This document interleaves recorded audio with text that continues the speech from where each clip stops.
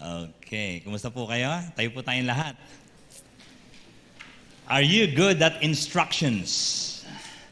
You got to believe me, not only parents, not all people, but God gives instructions. So, kailangan po meron tayong sensitivity na tumanggap nito at sumunod kaagad. Amen? So, God is my instructor. Sabihin nga niyo mabuti, ready, go! Dapat yung galing sa puso. God is my instructor.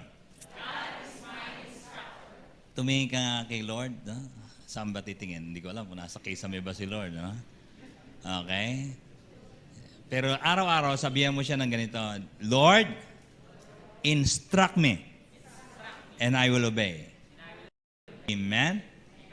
Ha? Si Samuel, sinabihan niya ng ganito, Speak, Lord, for your servant listens. Amen? Pag wala kang instruction, iikot ka sa mundong ito, busy, pero walang ginagawa. Ito ang salita ng Panginoon. Together, ready, go. Ang matalinong anak ay nakikinig sa pagtutuwid ng kanyang ama. Ngunit, ang nangungutyang anak ay hindi nakikinig kapag sinasaway siya. Ano ang paborito nyo?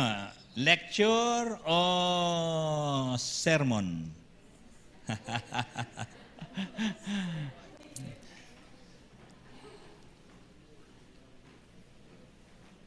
Instruction matter. Amen? In everything. Inom ka ng gamot. Teka muna. Ano instruction ni Doc? Magsasubmit ka ng module, magtitake ka ng... Magaling ba instruction? Sabi sa lungguhitan, ang ginawa, binulugan. Hindi ho pwede sarili diskarte. May instruction lagi. Ngayon, mag-election instruction po. Yung mga anak nyong nag-18 ay, ano instruction? Pwedeng mag-register online. Dinila ko na si Jorel doon at siya po ay nakabotante na. Amen? At ano pa ang instruction? Instruction ni Yahweh. Paglinggo, dapat ikaw ay nasa mall. Tama ba? Ang instruction ni Yahweh, ikaw ay dapat ay namamahinga. Ang tawag po niya rito ay rest day. Rest is not sleeping, rest in the presence of the Lord. Amen? Para hindi ka nag-aalala lagi ng wala sa sayang mamaya. Okay, good. Ang galing po. Ang tanong ay, ikaw ba natuturuan pa sa edad mong yan? Medyo mas mature po kasi ang kausap ko rito sa alas 9, no? Medyo iba ho ang usapan namin doon sa alas 11 mamaya. Punta kayo ron. So, dapat sa edad natin ito, ako ay matuturuan pa. Amen? Is your boss happy that you can receive instruction? Is your spouse happy that you can receive instructions? Kasi po talagang ang mundo pong ito ay para gumalaw. To be placed in proper order, you got to follow instructions. Now, may salita po sa Bible na ang Hebrew po niya, yada. Ibig sabihin po nito ay knowledge. No? Sa Greek po yan ay ginosko or gnosis. Okay, knowledge is very important. Bakit? Pag wala kang alam, naku po.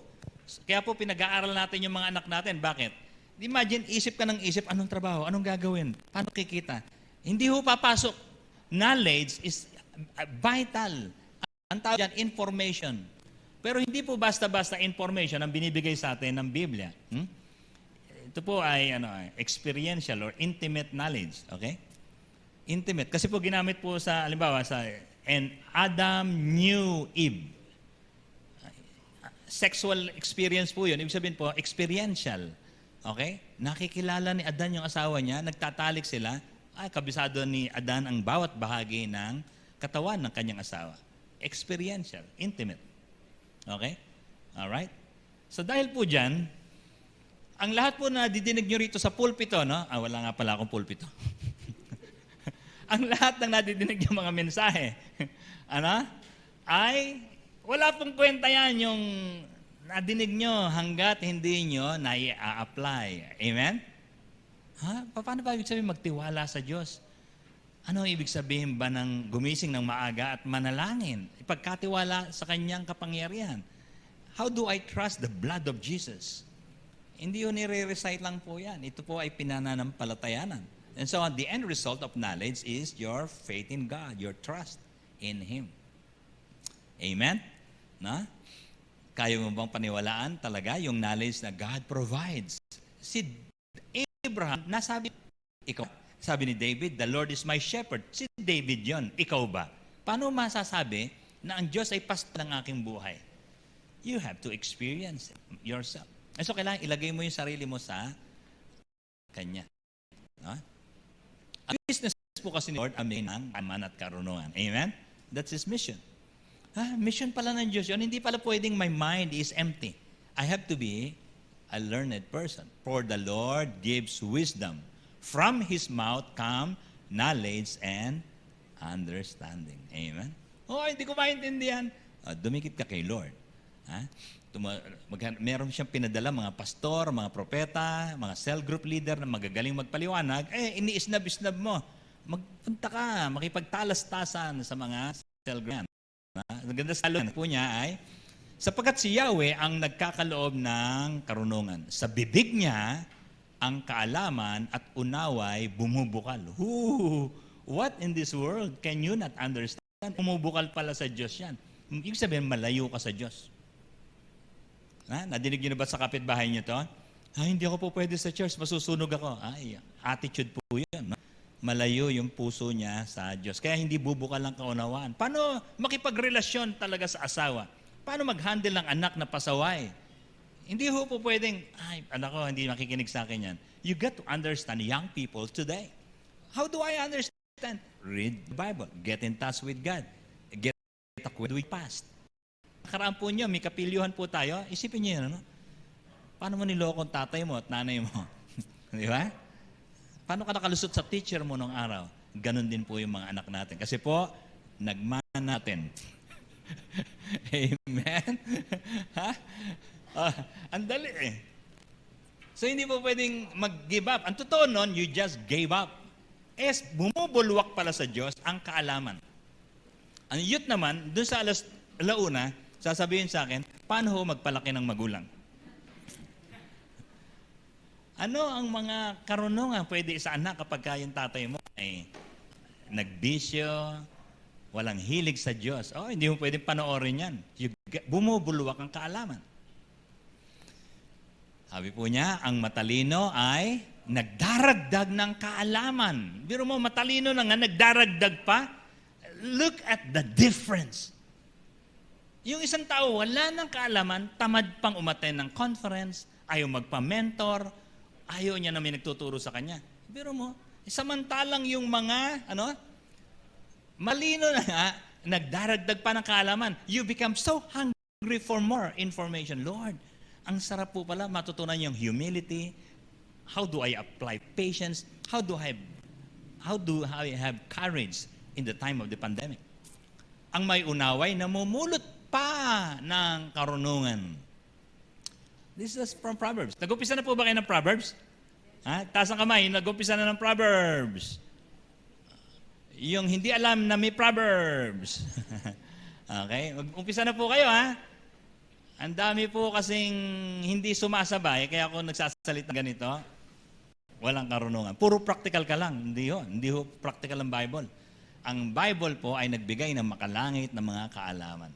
Magsimula ka na ngayon. Kalabitin mo yung katabi mo. Sabihin sa kanya, mag-chapter 1 ka naman. Tingnan itong pinadala sa akin picture na ito. Lupit ho nito. Yung mga anak po natin, ay nagpauso. Kala ko puro simbebe pinakasalanan, saka simbeki. Yung pala may simbubong pa. Nagbabasa ng Bible. Sa bubong. Ilang palapag kaya yan? Pambira naman. Basahin nga natin na sabay-sabay. Ready? Go. Ang taong nakakaalam ng kanyang sinasabi, daig pa ang may ginto at alahas na marami. I like that. Pag pala may alam ka, at mararamdaman mo yon na alam mo yung sinasabi mo, this is the secret to forgiveness. Ang sarap pala ng kapatawaran. Ang sarap matulog. Hindi yung pagkagising mo, naiisip mo na naman yung kagalit mo. Sasabihin mo, walang kwentang tao yan. Pero ba't mo siya iniisip lagi? Wala kang karunungan. Inuubos niya, nauupos ang buhay mo. Kasi you did not learn the revelation of the Lord. What's the revelation? Forgive, let go, and let God. Ha? Let God? Oo, pakawalan mo. Yung sama mo ng loob mo. At ikaw ay magiging hahaba ang buhay mo kasi hindi tataas ang presyon mo. At ikaw ay magiging maligaya at dahil dyan ay bidadagdagan ka ni Lord ng 10 years pa. Amen? Declare mo nga sa katabi mo, 10 years more. Teka muna, maliit po yun Biro mo, 40 ka ngayon, 10 years lang, 50 lang pala yun. Pero isabihin nito, pwedeng iba, 30 lang papanaw na dahil sa sobrang negative chemistry inside his body. Nabubutas yung bituka mo, sobrang galit. Biro mo parang may alahas ka pala na mamahalin kapag ka ikaw ay punong-puno ng kaalaman. Knowledge is very important. Sabi nga, yada. Importante. Yada, da, da, da, da, da, da. Okay? That's a very good Hebrew word. Sa English naman ay gnosis, where we get the word knowledge. Okay? So magsimbubong ka na. Kasi po naghahanap ng mga lugar to mga ito Punta sila sa mga bukid, nagpupunta sila sa mga likod ng bahay para lang tahimik. Diyan ay hindi sila makikita ng kanilang nanay. Okay. Tungkol sa kaalaman pa rin, knowledge is very important. Again from Solomon. Ang paggalang at pagsunod kay Yahweh ay pasimula ng karunungan. Ang pagkilala sa banal na Diyos ay may dulot na kaalaman. Dinugtungan niya na ngayon. Hindi lang po yung paggalang at pagsunod, magbibigay sa iyo ng dunong, yung makilala mo talaga ang Diyos. So you got to be very hungry kasi po bibigyan ka ng Diyos, papatulang ka ng Diyos, sasabihin niya talaga. Ito ang sikreto ng pagbibigay ng Diyos sa iyo ng mapapangasawa. You got to be likable. Pero mo tinuro pala ng Bible yon, yung paliligo, yung sanitation, di ba? Kaya alam mo, yung anak mo ay in love biglang nagsuklay. Alam mo na pag ayaw maghilamos, ay hindi pa na in love kasi ito. Okay lang yan. So dagdagan natin yung ating kaalaman. Kasi po ang gagawin sa iyo ng Diyos, dahil confident ka sa sinasabi mo, sa sharing pa lang, ay gagawin kang speaker. Ito, pinapakawalan ko na po yung mga youth, pinag-i-speak ko na po, hindi lang po sa devotion, pati sa mentoring. Binibigyan ko na po sila ng magsimbata, magsimbahay. Bakit? Confident pala pag nagbabasa ng Bible. Hindi po head na yan. Yung mga pagbabago ng buhay sa kanila made them speakers. Amen? Are you experiencing changed lives because of the wisdom of God, the knowledge of God? Kalapitin mo naman ako. Sabi mo, pastor, hindi mo ako nakikita. Gawin mo naman ako speaker. Amen? Ano sasabihin mo? Paano magsermon ng asawa ng mabisa? Alam mo ba na may mga bagay na di mo dapat ginagalaw? Knowledge tells you, do not touch this one. Bibigyan ko kayo sample kasi po malawak po ang knowledge. Meron palang pinagbili ng Bible, wag na wag niyong gagalawin. You got to know that. Minsan nakikialam tayo mabuti. Okay. Tingnan ito mabuti Can we read together? Ready? Go. Anumang nakuha sa pandaraya ay parang masarap na pagkain. Ngunit kapag tumagal, ay para kang kumain ng buhangin. Where do you get your money? Meron palang hindi dapat gagalawin Lokohin ko nga ito. Ganun po Lulukohin ko ito. Sasabihin ko nasubukan nyo na ba mag-order kayo sa Shopee? Meron ng kapitbahay, tawa ng tawa. Nakita niya yung pustiso sa Shopee. Sabi niya, mura. 250 lang. Ang ganda ng picture, Sabi niya, order. Pagdating, tawa siya na tawa. Matagal na nangyari, kinukwento niya sa akin, ang sakit ng tiyan niya katatawa. Kasi po kahit si Dracula, ayaw isuot yun. Sabi niya, ang mura, ang ganda naman sa pure. Iba Maraming mga ganun. Kumita ba siya? Ay, kumita. Pinagkakitaan po. Ang dami pong umorder noon. Pero sabi na, yung pera mo, pambibili mong pagkain, sa umpisa masarap yan. Pero balang araw, sisingilin ka niyan. Parang kumain ng buhangin, magkakabungi-bungi ka. Pero nagtinda po ng ipin na plastic. Okay, now. Tingnan mo ito pag nagpunta po kayo sa mall, nung uso pa mall, hindi ko po alam kung nakakapunta kayo ng mall pa eh. Makikita niyo itong mga ganyan, no? Mga picture na, sabi ko, asan na, baka mamaya may mukha rito itong mga taga-MCC eh. Iniisa-isa ko ng gano'n eh. May mga swindlers, mga nanloko, mga shoplifters, etc.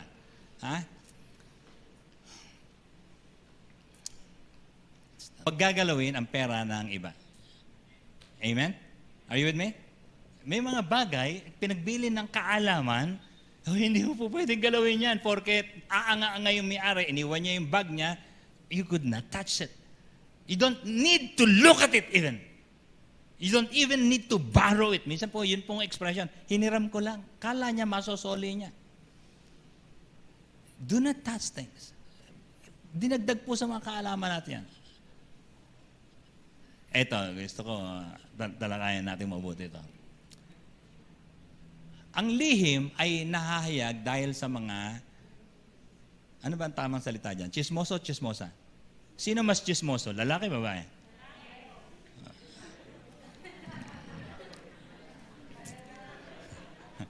Pero babae yun nasa picture. Patawa. Hindi ho ako naglagay niyang picture. Pinagawa ko lang ho yan. Maniwala ho kayo sa akin. No? Kaya huwag kang makisama sa taong makatiang. Alam mo ba, Mare? Prayer request to, ha? Prayer request to. Ano ba? Alam mo ba? Gawa pang prayer request. Layo mo tayo dyan. Yung mga ganon. Huwag mong gagalawin. Nilihim nga niya. Ilang natin. Amen? Ito yung panahon na magkaibigan kayo, maraming kinukwento sa'yo, di ba? Nung panahon magkagalit kayo, ano ginagawa mo? Yari siya sa akon. Patay siya. Ang mga naglaglag kay Hayden ko, mga kaibigan niya. Alam lahat ng secret niya. Sabi niya, pare, papakita ko to pag di mo ko binigyan ng pera. Kaibigan daw. Nadali siya. Birthday niya, nung nilabas yung mga Hindi ko sinasabi na huwag kang mag-share, no? Pero sinasabi ko, kaibigan ba talaga? Sapagkat yung mga tunay na kaibigan would never gossip you. Okay? Now, eto na. Ito pa new normal kasi, no? Ang buhay natin ay gadget. So, ikamamatay ko na hindi ako nakapag-charge ngayon. Ganun po ang mga expression. Ano? Walang wifi dito sa lugar ninyo? Importante yung wifi. Okay? Ito po ang buhay. At ang chismis po ngayon ay nandyan sa internet. Kaya po pwede na po kayong i-demanda ngayon. No? Nadidemanda po yan. Ang nagre-reklamo po sikat na sikat ngayon, si Manny Pacquiao laban kay paring Apollo. No? So, subaybayan nyo nilang kung mga 100 million. No? Hindi nung mga magastos po magdemanda. Pero dahil po sa social media. Okay? Ano ba mga hindi dapat galawin? Ito, baka pagkagabi, ginagawa nyo po ito. Isipin nyo ito. Huwag mong babaguhin ang hangganang matagal nang nakalagay. Huwag babaguhin. Do not touch it. Amen? Yung bahay po ninyo, may mga mohon po yan. Yung mga lupa-lupa, may mga mohon po yan. Huwag po yung pagkagabi, ililipat nyo. At sasakupin nyo yung bakod ng kapitbahay. Please don't do that. Huwag mong babaguhin ang hangganang matagal nang nakalagay. Ni sasakupin ang lupa ng mga ulila. Mahina to, wala na mga magulang, namatay. Yari sila sa akin, kukunin ko yung kanilang lupa. Yung bakod mo, biglang naging movable. Lumalaki yung bakod. Sapagkat, etong ganda ng katwiran po niya, dapat alam mo to, you got to have this knowledge. Sapagkat ang tagapagtanggol, capital letter T, ang tagapagtanggol nila ay makapangyarihan at siya ang iyong makakalaban. God is behind the weak. So, kung sasabihin na, walang alam to, tingnan mo, kakaloko-loko po yung buhay natin. There are things, the Bible made us aware. It is untouchable. Do not touch these things. Ang dami po niyan. Ito lang po ay ilan sa mga example. Are you with me? Knowledge is beneficial to your life. It benefits us also spiritually sapagkat hindi galit ang Diyos sa'yo. Now, eto na. Gusto kong sinasabi ka ng mga tao, Pastor, alam mo, kahit alam ko yan, nababiolate ko pa rin. We need help. Knowledge alone really would not change our lives. It may affect us, pero pwedeng magkipit balikat at sasabihin mo, tagal ko nang alam naman yan, pero everybody's doing it, and it does not affect you. Then Proverbs spoke words like this. Ba't kaya siya ganito magsalita? Sabi niya, I, wisdom, dwell together with prudence. I possess knowledge and discretion. Bigla po na naging personified. Ha? Ang ganda po niya sa figures of speech po kasi yan, yung isang non-living thing, bigla pong pagsasalitain. Ano? Personification po ang tawag yan. Pero, pwede kaya na persona rin talaga ang karunungan? It has become a person of wisdom. So, hindi pwedeng, alam mo lang, sasamahan ka ng banal na espiritu sa pagtahak natin sa maayos na pamumuhay. Amen? Amen? How would you like that? Ha? Ibig sabihin nun, mayroong guro talaga na ang papel niya, hawakan ka sa kamay, halika. Papakita ko sa iyo paano maging compassionate. Halika, papakita ko sa iyo paano makakaiwas sa tukso. I will bring you to a cell group. I will bring you to a church. I will bring you to a spiritual leader who will teach you, who will guide you. Pero hindi po siya tinutukoy ko, ha? Look at this. The person of wisdom. Pagdating po sa chapter 8 ng Proverbs, malalaki ang mata mo. Yung wisdom po, yung karunungan, nagsasalita. Nagsasalita siya, nagtuturo siya. Hindi siya yung binabasa lang. He speaks. Look at this. Sabi po niya, dahil sa akin, ang hari nakapamamahala. Nagagawa ng mga pinuno ang utos na siyang tama. Talino ng punong bayan ay sa akin nagmumula. At ako rin ang dahilan, dangal nila at pagkadakila. Amen? How would you like that? To have a teacher called wisdom. Sabi niya, yung mga prime minister na yan, yung mga presidente, yung governor nyo, tumalino yan sapagkat niyakap niya ako, tinawag niya ako at ako'y lumapit. Tinatawag ko siya at siya'y nagpunta. Ito pong prayer request natin, ito pong halalang ito, bigyan tayo ng Panginoon Diyos ng isang punong lungsod, ng isang vice mayor, ng konsehal na hindi tayo ipapahamak. Because sabi po ng Bible, blessed is a nation whose God is the Lord. Amen? Righteousness exalts a city. Amen? Beautiful. So kailangan po natin pala ng leader kasi inaakay tayo. Ang ganda kapag yung leader mo, akay ng karunungan. Amen? Beautiful.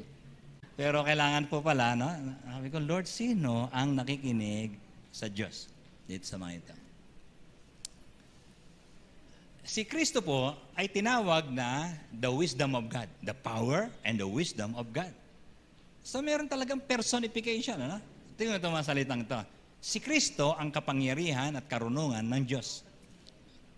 Great. So ang tanong ay, si Jesus po ba ay nasa puso po natin? Tinanggap po ba natin siya? O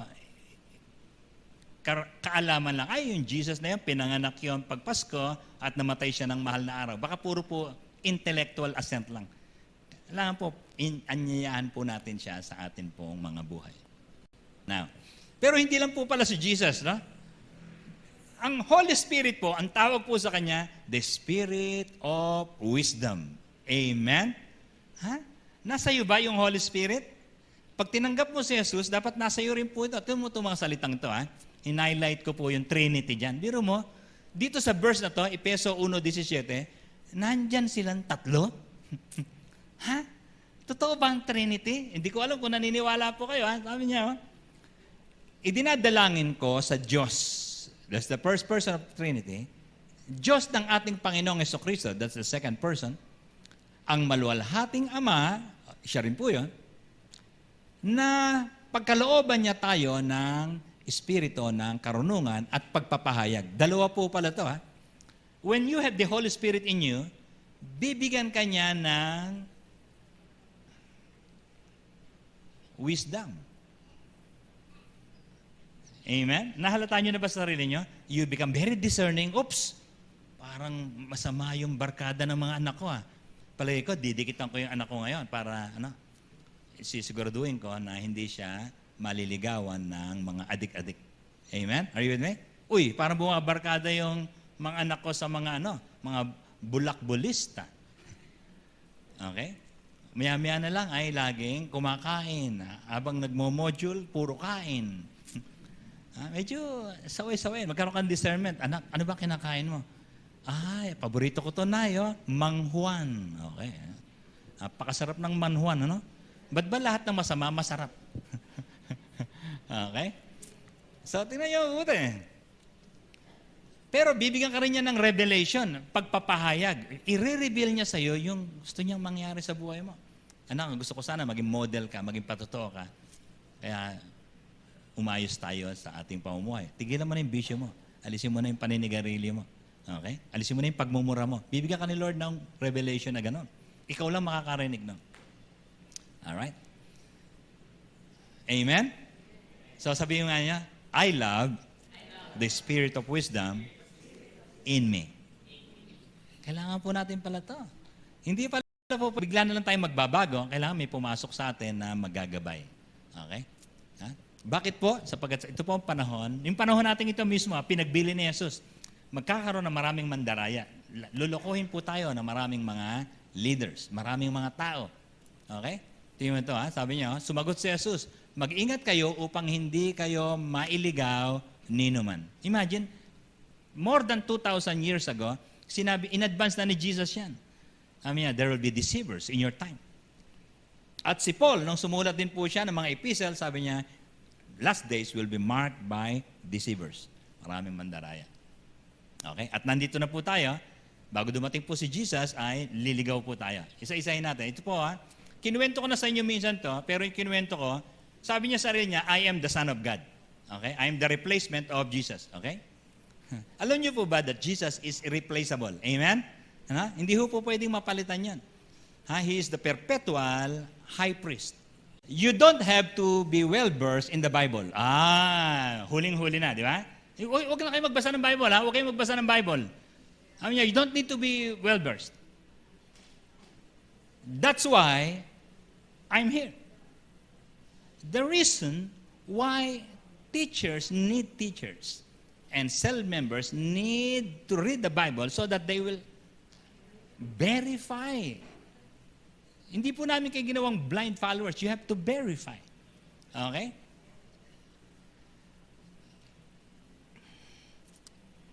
I am now the Word of God, made flesh. He made me the model. He made me the appointed son. And by the obedience of one, many were made righteous. Ito pong iba ay statement po sa Bible yan, ina-attach po niya sa akin as sa kanyang sarili. Patay ko, nadamay na. As the appointed son. Tayo po, son of God po tayo pagka tinanggap natin si Lord. Pag sinabi niyang the appointed, ibig sabihin nag-iisa po siya. That's a real problem. Panahon na po ng lokohan ngayon. Are you with me? Okay? At pwede pong dumating na po yung grupo nila rito sa Bantog, kaya po ina-advance ko lang po sa inyo. Okay po? At baka po may gustong magpa-disciple sa isang taga Pampanga, na nasa Davao. Ayan, ito po ang salita ni Jesus. Okay? Sabi po ni Jesus, maraming paparito sa pangalan ko at magpapanggap na sila ang Kristo. Marami silang maililigaw. And that's what's going on right now. If you don't read your Bible, sample pa lang po ito. Marami pong gagaya po dyan. Amen? Sabi nga natin ng malakas, Jesus is my salvation. So you got to be very sure. Paano mo papatunayan na talagang totoong nagliligtas si Jesus? Get knowledge from the Bible. Amen? Now, ito, kumakalat sa Facebook to. Grabe ho ito. Baka natanggap nyo to, tapos pinorward nyo naman. Sabi please pass this candle to heal the world from coronavirus. Keep the light burning and send to all your family and friends. Hindi ho nakukuha si Lord sa ganyan. Malaki hong kalokohan yan. Hindi ko sinasabi huwag nyo i-forward, baka lang po kay nanay nyo ho yung nag-forward sa inyo. Okay? Pero ang ibig sabihin lang po, Hindi, ang hinahanap po ng Diyos para sa healing ng mundo to, 2 Chronicles 7:14. If my people will humble themselves and pray and seek my face and turn from their evil ways. Repentance is very important. Sabi niya, and then I will heal their land. Amen? Importante po pala, no? Magpakumbaba tayo sa Diyos, Lord, grabe po, hindi ko na po dadayain yung asawa ko, hindi na po ako magkikirida. Then pag nakita po ng Diyos yon, He will protect your family. Amen? Lord, hindi na po ako mag-online sabong. Sayang ho yung pera ko rito. Yung pati ho, beto-beto, nasa online na po ngayon. Alam niyo ba yun? Beto-beto? Yung bang ginaganon-ganon yung dice ba yun? No? Tapos sabi, asan dito? O, tuya na kayo. 500 mo, tamang 500. Ay, lahat nandun na. Kasi po, ang cyber world po is a territory of the devil. Be discerning. Eto, baka tataka siya. Bakit ang sakit-sakit ng buong katawan ko? Saka sabi, second dose lang, ba't napunta sa akin third dose? Huwag niyo nang pansinin po yan. Joke lang po yan.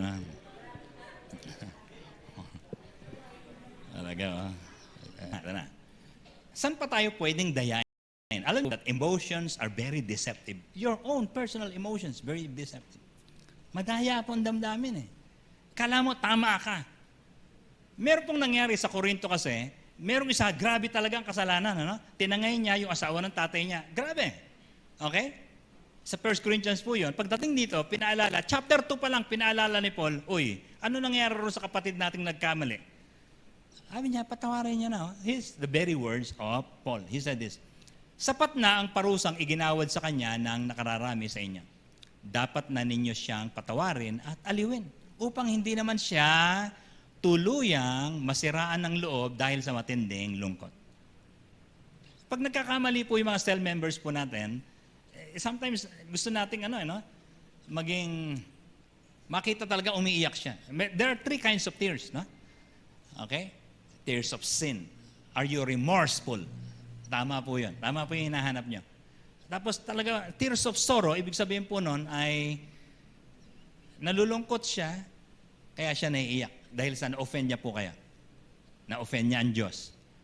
Pero yung isa po ay tears of joy, tears of pardon, kasi napatawad niyo na siya. Amen? Mararamdaman po niya yung kapatawaran ng Diyos dahil sa, pati kayo po, hindi niyo na siya tinotorture.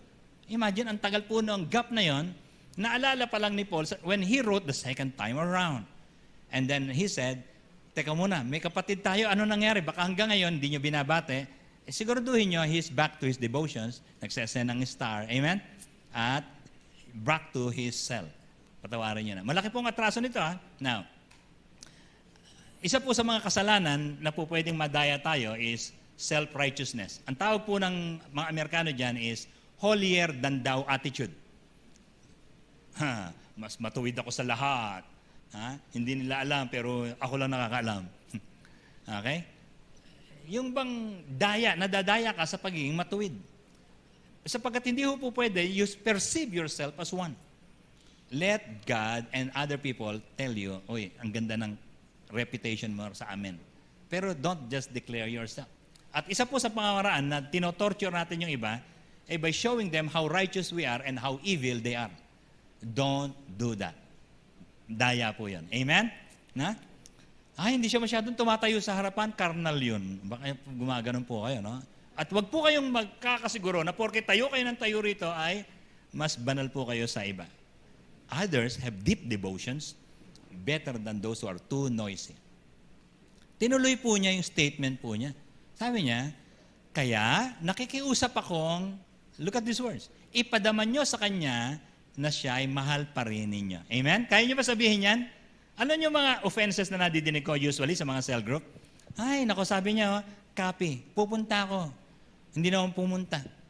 Bruhang yun. Gumaganon po tayo, di ba? Nagagalit po tayo, ay, nako, hindi talaga maaasahan itong taong ito. Pero sabi po ni Paul, ipadaman nyo sa kanya na siya ay mahal pa rin ninyo upang hindi tayo madaya ni Satanas. Sapagkat hindi lingid sa atin ang kanyang mga pamamaraan. Sa English, ang ganda po nito sa English, Do not let Satan outwit you. Naiisahan po tayo. No? Sinisira po yung mga relationships po natin kasi po tumutok ka, imbes na sa mga magaganda niya nagawa nung araw, tinandaan mo na lang yung isang tuldok ng pagkakamali niya. Sabi niya, let not Satan outwit you. May mga tao pong nagkakamali, pero tunay naman pong mga mananampalataya. Amen? Na? So remember to forgive people. Uy, o nga pala, yung nanay ko matagal ko na hindi binabate. Kasi nangutang ako, hindi niya ako pinautang. At ang tingin mo ay, they are not disciplable. So sabi po ni Paul, paulit-ulit siya, magagawa nila siguro yan, lalo na kung mga bata pa sa Panginoon. Sabi niya, forgive them. Ilang beses daw? Sino nagsabi niyan? Jesus, sabi ni Jesus, they may commit another mistake. Okay lang yan, welcome natin kasi po yung mga weakness ng mga tao, lalo na mga Gentiles, lagi po tayo magkakamali, so we remember to teach them, instruct people. Instruct them. Keep on instructing them. O, tatandaan ko na yan, Pustaan tayo, hindi mo magagawa yan. Alright? Huwag niyo mong gagawin to, yung daya ng pagkaguro. Ano yung sabihin nun? Tuturuan ko siya ng leksyon. Ay, baka po hindi kayo gagamitin. Okay? So, wag po yung mga deadmahan, isnaban. Just welcome people. Basta tandaan mo lang yung weakness niya. Ito, pag nangutang ito, hindi ito nagbabayad. Tandaan mo lang, para hindi ka na maloko uli. No? Pero yung puso mo ay, tratuhin mo pa rin siya na maayos pag birthday niya. Okay? Pag birthday lang. Hindi. Are you with me? So yung mga disciples po natin, huwag niyong idadrop po yan dahil sa kahinaan lang po nila. Because, di wala ka ng trabaho kung perfect na yung ugali niya. Di ba? You have a role there. Now, bakit kailangan hindi tayo self-righteous? Kasi ang totoo po, ang original, we are enemies of God. Romans 5:10. Ang trato po sa atin sa buong mundo, kahit na medyo okay ka, kaalaban ka pa rin ng Diyos. Pero mabuti na lang po dahil sa Kalbaryo, nawala na po yung digmaan natin sa Diyos. Amen? If you are in Christ, ang ganda na po ng relationship mo sa Kanya. Pag nag-pray ka, nasasabi mo na sa Kanya yung saloobin mo, Lord, paulit-ulit ko naman nagagawa po ito. Pero pananagutan ko po ito. Pero salamat dahil sinagutan ni Jesus yung aking mga kasalanan. That's the beauty of your Christian life. Ito po salita ng ni Pablo sa atin, no? Bilang mga bagong mananampalataya. Sabi niya, kami nakikiusap sa inyo alang-alang kay Kristo. Makipagkasundo rin kayo sa Diyos. Amen? We've been reconciled with God, get reconciled with God too. Ilapit niyo po sa Diyos yung mga disciples po natin. Huwag po niyong hinuhusgahan, huwag niyo silang hinahamak kasi po they will just commit the same mistakes again and again. Alright? Sa mga leaders po natin, meron po akong, hindi ko yata dapat sabihin to Meron target po kaming Project Prodigal. Yung mga matagal nang hindi nagsisisimba, sabi ko, target mo to, targetin mo to. Sa dami po niyan, hindi ho kami maganda ugaga, pero pa isa-isa lang. Okay? At huwag niyong pagsasabihan, pero nasabi ko na. Hindi, sinasabi ko lang to kasi po dapat meron din po kayong isang tao na kinainisan nyo, ibalik nyo po sa Diyos. Kung hindi po kayo gagamitin, kasi inis pa kayo, hupain nyo muna ang inyong mga galit. O kaya, humingi tayo ng tulong sa mga taong hindi galit sa kanila. Because they're more objective. Amen? Alright, now, eto na. Tanong lang po ito. Knowledge is very important. I-share mo nga sa katabi mo, anong oras ka nagbabasa ng Bible? Sabi mo sa kanya, anong oras ka nagbabasa? Kwento mo. Anong oras ka nagbabasa ng Bible? Kung hindi niya alam kung anong Bible, ipakita mo nga. Iba-iba po yan. Meron pong Tagalog, may English. Okay. Kwento mo lang, kalabitin mo lang. Ako, 7:00. Okay? Ikaw, anong oras ka? Tulungan niyo po iba mag-download. Kung yung katabi mo hindi pa nagbabasa ng Bible, tulungan mo siya mag-download mamaya. Okay? Kung wala talaga siyang capability kasi wala siyang cellphone, dahil katabi mo siya, ibili mo siya ng tig to 20,000 na cellphone. Tayo po tayong lahat.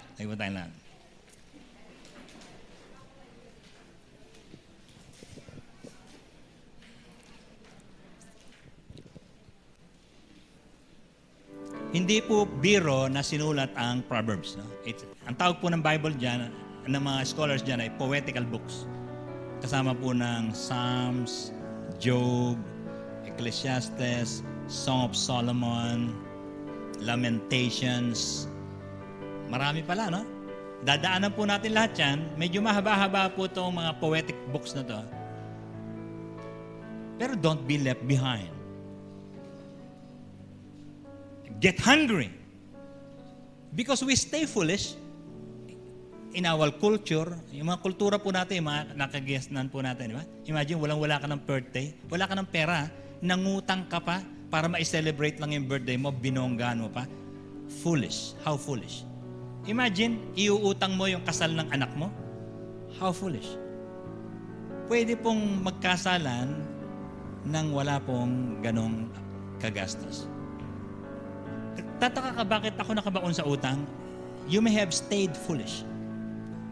Get wisdom from the scriptures. Pati po yung paggagarantor, huwag ka magagarantor. Sa mga kooperatiba, no? Sa mga bangko, kailangan ng garantor, don't be a guarantor. Kasi po, ipapahama ka po niyan.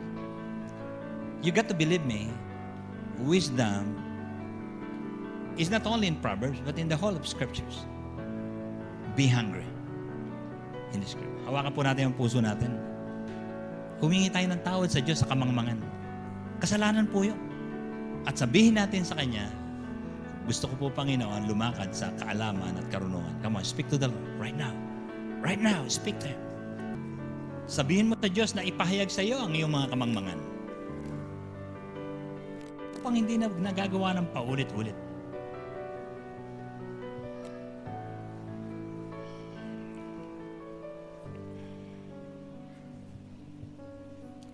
Sabihin mo sa Diyos na akayin ka sapagkat siya pala ang espiritu ng karunungan. Akayin ang iyong buong pamilya upang malaman mo ang iyong mga kamalian at bagong tahakin.